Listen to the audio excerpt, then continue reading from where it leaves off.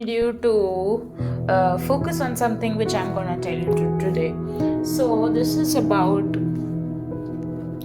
have you ever if you're a Hindu, whenever you do a puja or a ritual wherein you are, you know, worshipping some deity, and after that, like you are, after doing all of those things, they say that you have to give, you have to make something for God, and you have to offer it to God. So it can be anything, like you can make paisam, you can make some kind of lunch or dinner for God, and offer it to God.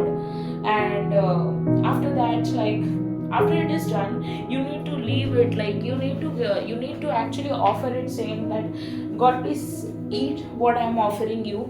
And you need to leave that alone for some time, and you need to go to your room or do other activities wherein you don't come in focus with God. So there are many people. So if you know about Jagannath Puri, which is in Orissa, it's a big place for Krishna bhakts.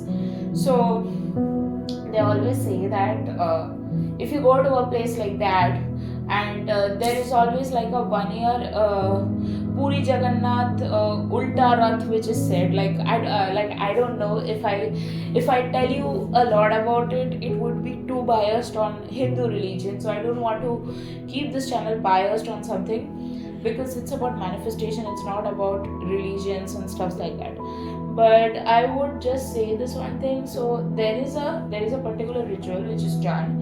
It is basically done wherein they are offering food to God, and you cannot see when when you offer the food, you cannot see whether God is eating it or not. You just consider that you have already offered the food, and He will eat it. So that's the thing. So this is something I felt like the manifestation process also works in the same way. It's like when you give intention, you need to leave it alone. You cannot just keep on checking the 3D, or keep on checking something or the other, just to you know to check whether where is it in progress or not. So this is just something like it this just came in my mind, because today, like it is it's a festival in India, and it's a very big festival in India, at least for the western part of the India.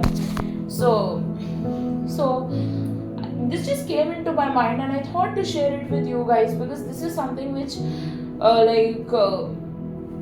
which which is a game changer for many people, because there are many people who do affirmations, and then they go and check the 3D, they check their person's social media, and then they check who, like if you are following your person, then you want to check like who this person is following, who this person is not following. This is something like it's too much. You get into too much of details, you will, like, you try to check their social media, because the reason is, like, if you're missing them and you try to check the social media, that's a different thing altogether. But what happens is, when people try to check their social media, and they try to check what they're doing and what not they're doing, and what they're posting and what they're not posting. I mean, I've also done it when I was at that point of time. But I feel like if you do that, you will, in some or the other way, you will disappoint yourself, or maybe you will feel sad about something, because you are checking in the perception of you want to find something which will trigger you. So if you do that, obviously you'll get triggered. So that's something which I feel like it should not be done. And rest is up to you, how you take things and how you do things and how you take your journey, because for everyone the journey might be different.